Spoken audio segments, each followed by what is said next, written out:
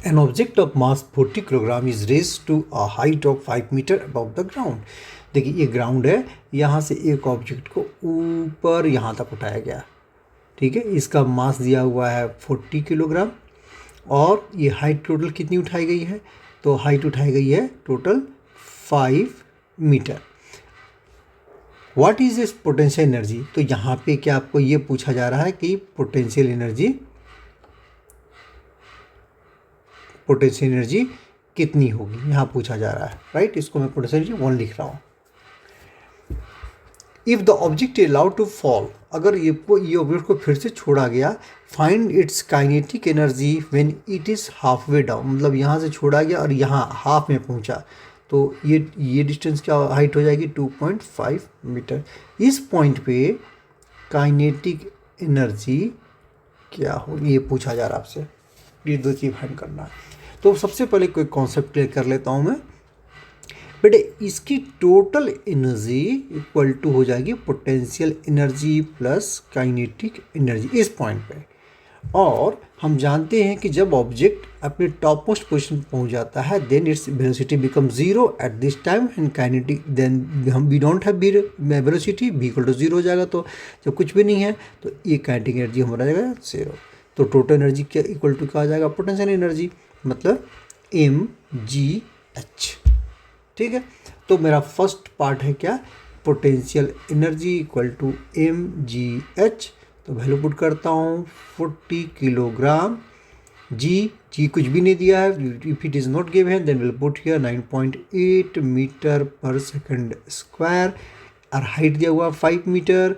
आप सबको सिंप्लीफाई कीजिए, सारे इंटीजर को एक जगह लिख दीजिए, 9.8 into 5 into kilogram metre square second square. और इसको सॉल्व करेंगे तो क्या बन जाएगा, ये 1960 जूल, ये हो गया पोटेंशियल एनर्जी। अब बोला जा रहा है कि ऑब्जेक्ट जब यहाँ पे आ गया तो इसका काइनेटिक एनर्जी निकालिए। देखिए इसमें आपने पता है ना कि टोटल एनर्जी यहाँ भी वही चीज़ रहेगा, टोटल एनर्जी यहाँ भी वही रहेगा और नीचे भी वही रहेगा, मतलब हर पॉइंट पे टोटल एनर्जी जीरो हो जाएगा, सेम रहेगा। एक कम होगा तो दूसरा बढ़ते चला जाएगा, ठीक है। देखिए अब यहाँ हाइट बदल गई है तो इसकी पोटेंशियल एनर्जी अब पी डैश हो जाएगी, राइट। और काइनेटिक एनर्जी यहाँ पे कुछ आ जाएगी तो काइनेटिक एनर्जी भी कुछ चेंज हो जाएगी, क्योंकि एक कम हो रहा है तो काइनेटिक बढ़ना शुरू हो जाएगी। अब आपको काइनेटिक एनर्जी निकालने के लिए क्या चाहिए, काइनेटिक एनर्जी का फार्मूला क्या होता है, काइनेटिक एनर्जी का फार्मूला होता है, मैं आप कलर चेंज कर देता हूँ तो समझ में आ जाएगा। Kinetic energy equal to half mv²। बेटा कहीं पे वेलोसिटी दी नहीं हुई है तो मतलब हमें ये बहुत ही मुश्किल होगा, हम इसको निकाल नहीं पाऊँगा इसको मैं। तो फिर मैं एक चालाकी ये करता हूँ, मैं क्या करता हूँ कि इसके ये तो टोटल एनर्जी में यहाँ का पोटेंशियल एनर्जी को माइनस कर देता हूँ तो मेरा काइनेटिक एनर्जी मिल जाएगा। और ये पोटेंशियल निकाल सकता हूँ तो वही मैं निकालूंगा 2 potential energy equal to mgh, formula हो जाती है तो मास तो वही रहेगा, लिखिए 40 किलोग्राम, जी कितना है 9.8 मीटर पर सेकंड स्क्वायर और एच क्या हो गया यहाँ से लेके और अब यहीं तक काउंट होगा, बस ये पार्ट काउंट होगा तो 2.5 मीटर, मैं लिखूँगा 2.5 मीटर, राइट।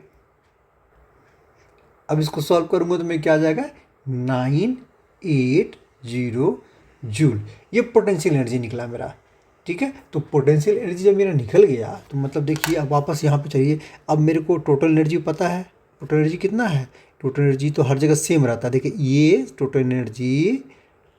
टोटल एनर्जी किसी भी पॉइंट पे टोटल एनर्जी सेम रहता है। और हमें जो टॉप का जो टोटल एनर्जी मिला था 1960, देखिए ये पी है मतलब ये मिला था मेरे को 1960, तो ये भी 1960 होगा, तो ये भी 1960, हर पॉइंट वही रहेगा। तो मैं यहाँ पुट करता हूँ, यहाँ करूँगा 1960। अब पोटेंशियल एनर्जी अभी हमने निकाला तो मैं इसको लिख देता हूँ क्या 980, तो यही इसका आंसर हो जाएगा काइनेटिक एनर्जी का। तो काइनेटिक एनर्जी का क्या निकल जाएगा, काइनेटिक एनर्जी इक्वल टू हो जाएगी, इन दोनों को सब्ट्रैक्ट करेंगे तो 980 80 जूल। हमारा सॉल्यूशन हो गया। टॉप पोजीशन पे पोटेंशियल एनर्जी का आंसर ये हो गया, और हाफ वे बीच में आने के बाद काइनेटिक एनर्जी ये हो गया।